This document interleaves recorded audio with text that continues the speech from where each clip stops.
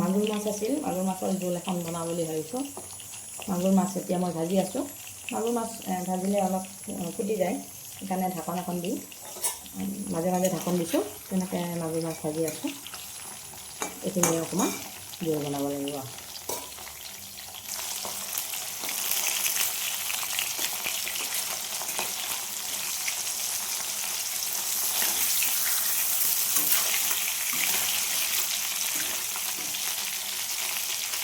এইখিনি মাজে মাজে ঢাকন দিছোঁ, দি পেলাই ভাজিছোঁ, নহ'লে ফুটি যায় মাগুৰ মাছ।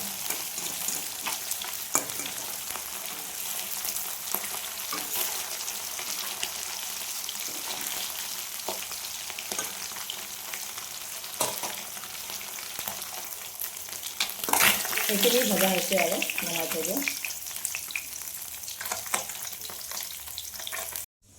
মাছ ভাজি লোৱা তেলখিনিতে মই আলু অলপ ভাজি লওঁ।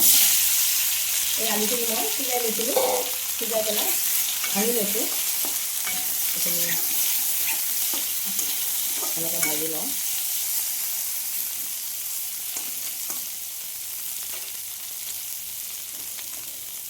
জোলৰ হিচাপতে মই অকণমান নিমখ দিলোঁ,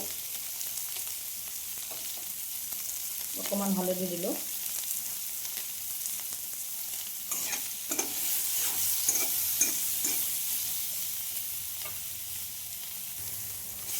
অলপ সময় ভাজি লৈছোঁ।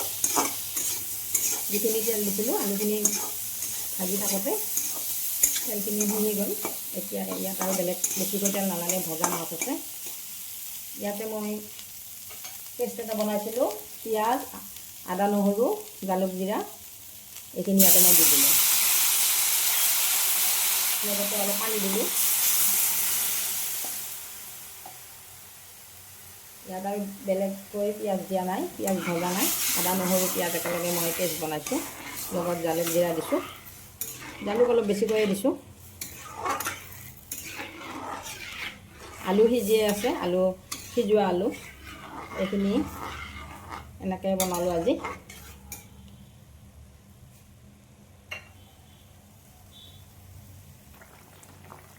মাগুৰ মাছ ভজা আছিল, এতিয়া এইখিনি মই ইয়াতে দি দিওঁ। যিখিনি আছে পিছা মূৰ গোটেইখিনিয়ে দিছোঁ।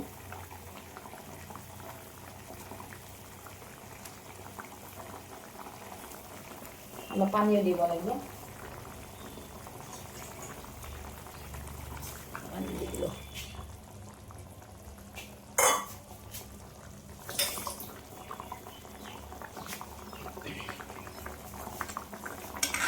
যিসকলে মাছ খায় তেওঁলোকে জানে মাগুৰ মাছ বহুত দৰকাৰী।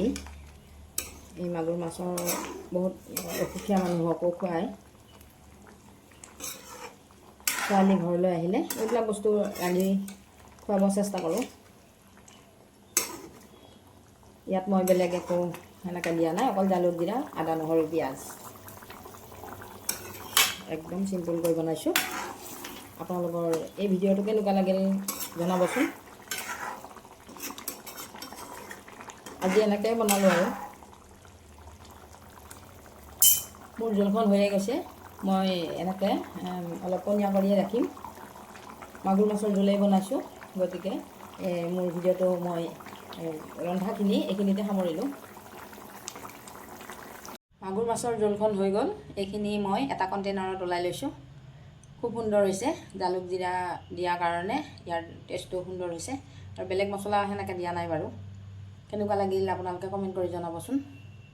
ভাল লাগিলে লাইক কৰিব, শ্বেয়াৰ কৰিব, লগতে মোৰ চেনেলটো ছাবস্ক্ৰাইব কৰিব বুলি আশা কৰিলোঁ। মোৰ জোলখন হৈ গ'ল, মাগুৰ মাছ দিয়া জালুকীয়া জোলখন জালুক জিৰাৰে বনাইছোঁ। এইখন এনেকৈ বনালোঁ আজি। এতিয়া এটা কণ্টেইনাৰত নমাই থৈছোঁ। হৈ গ'ল আৰু আজিলৈ ভিডিঅ'টো সামৰিলোঁ।